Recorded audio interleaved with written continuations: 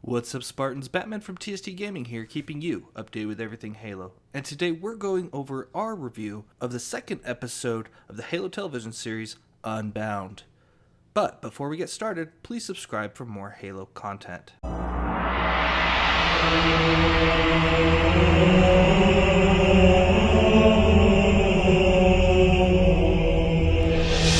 Please note that this review will contain spoilers, so if you have not seen the second episode of the show, please go ahead and do so before coming back and listening to our review. With that out of the way, let's get started. So basically, the second episode picks up right where the first one had left off, with Master Chief Quan Ha leaving Reach and on the run with the artifact.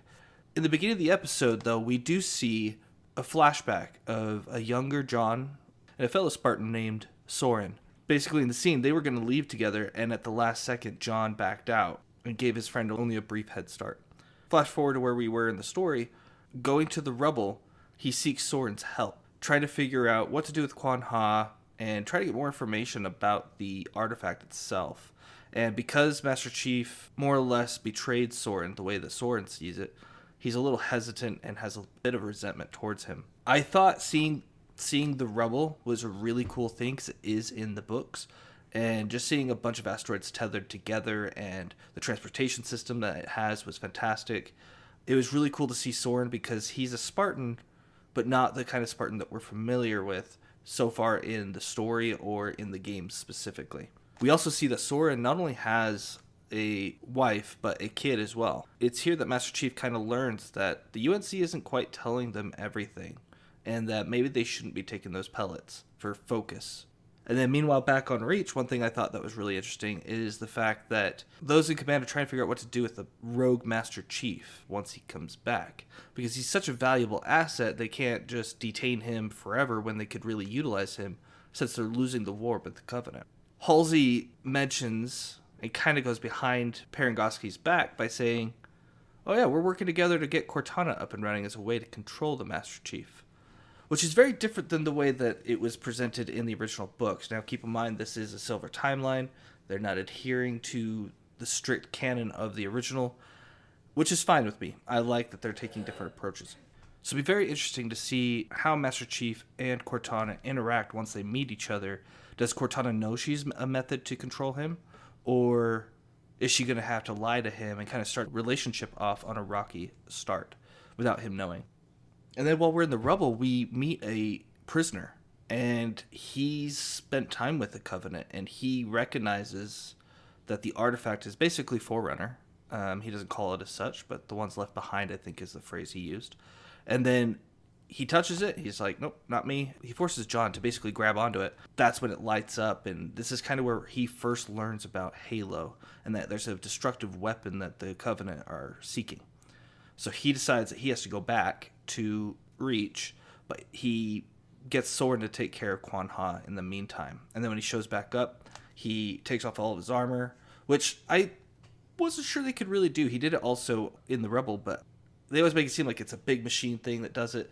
But I mean, I guess it makes sense for certain reasons in the field. You might need to be able to take it off. So I'm fine with them being able to take it off. But basically, his rogue journey kind of ended a lot shorter than I expected it to, for sure. I thought this was going to be something that's kind of going to be throughout the season. He's going to be kind of dodging the UNSC and having to maybe fight his brother and sister Spartans and do things of that nature. But it also sounds like Maquis, the Covenant human, so to speak, is getting ready to make her presence known to the humans. And that, I think, is going to be quite a treat when it happens, based off of just what I've seen in the trailers.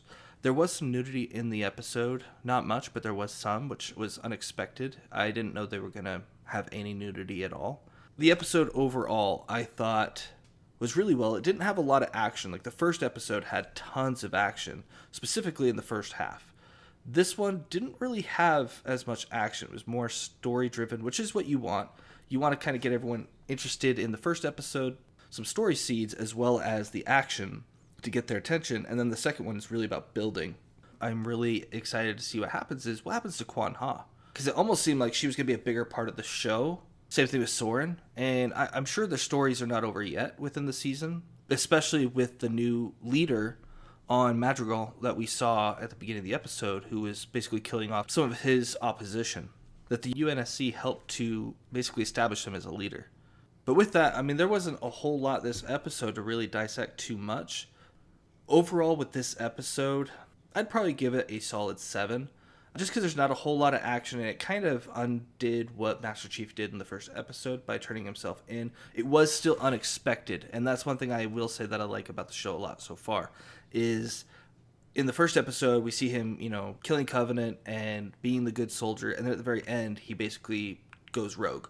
That was the unexpected twist at that episode. The twist of this episode was that he turned himself back in. And with the addition of Cortana, hopefully soon, I think the show will really start to grow into its own when we see the relationship and dynamic of Chief and Cortana, which has always been a huge story thread for the games and the novels. But that's all we have for today. If you did enjoy this video, please like and subscribe. Thank you for watching TST Gaming, and until next time, just play.